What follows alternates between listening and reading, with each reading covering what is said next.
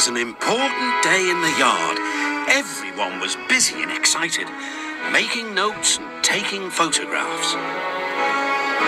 A special visitor had arrived and was now the centre of attention.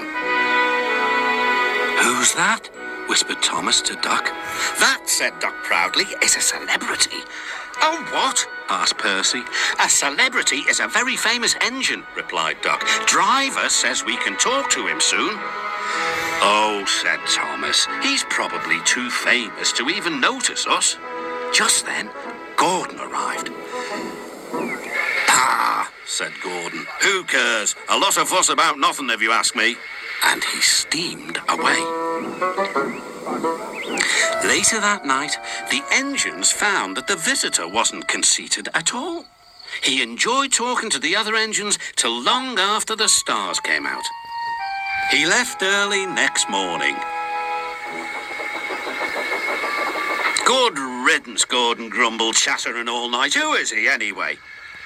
"Doc told you," said Thomas. "He's famous." "As famous as me?" huffed Gordon. "Nonsense." "He's famouser than you," replied Thomas. "He went 100 miles an hour before you were thought of." "So he says," snorted Gordon. "But I didn't like his looks. He's got no dome. Never trust domeless engines. They're not respectable. I never boast, but I'd say that 100 miles an hour would be easy for me." Duck took some trucks to Edward's station. "Hello," called Edward. "That famous engine came through this morning. He whistled to me. Wasn't he kind?"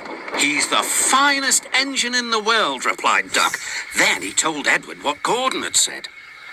"Take no notice," soothed Edward. "He's just jealous. Look, he's coming now." Gordon's wheels pounded the rails.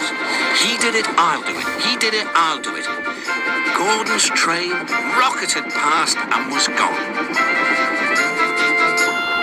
"He'll knock himself to bits," chuckled Duck.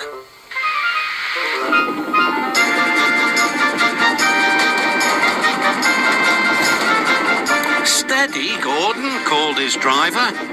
"We aren't running a race." "We are, then," said Gordon, but he said it to himself. Suddenly, Gordon began to feel a little strange. "The top of my boiler seems funny," he thought. "It feels as if something is loose. I'd better go slower." But it was too late. On the viaduct, they met the wind.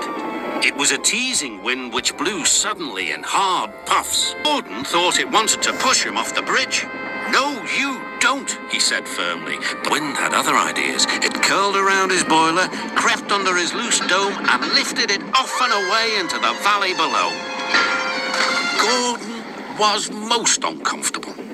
The cold wind was whistling through the hole where his dome should be, and he felt silly without it. At the big station, the trucks laughed at him. Gordon tried to wheesh them away, but they crowded round no matter what he did. On the way back to the shed, Gordon wanted his driver to stop and fetch his dome. "He'll never find it now," said the driver. "You'll have to go to the works for a new one." Gordon was very cross.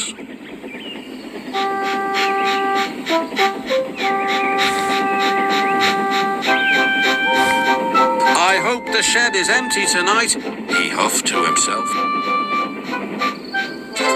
But all the engines were there waiting.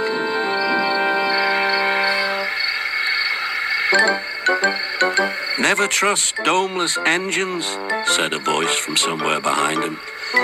"They aren't respectable."